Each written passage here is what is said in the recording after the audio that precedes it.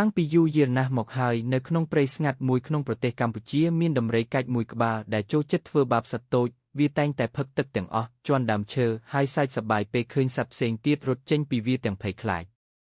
ថ្ងៃមួយស្រមោចក្រហមតូចឈ្មោះអាសង្ហាបានឃើញដំរីដែលអួតថាគូខ្លួនជាស្ដេចនៃព្រៃនេះស្រមោចក្រហមគ្រវីក្បាលហើយនិយាយថាគូសំបីតែសត្វតូចបំផុតដូចខ្ញុំក៏អាចបង្រៀនមេរៀនដល់ដំរីបានដែរគេឮដូចនេះដំរីបានសើចចំអកថាគូអ្នកតូចជាងម្រាមជើងរបស់ខ្ញុំផងប៉ុន្តែនៅយប់នោះស្រមោចក្រហមតូចបានហៅមិត្តស្រមោចរបស់គាត់មកហើយពួកគេបានឡើងលើខ្លួនដំរីដែលកំពុងដេកយ៉ាងស្ងៀមស្ងាត់ខណៈនោះឯងពួកគេនាំគ្នាខំដំរីនោះពេញសពកន្លែងដំរីស្រែកផងរត់ផងសពទីឋានហើយធ្លាក់ចូលក្នុងស្រភព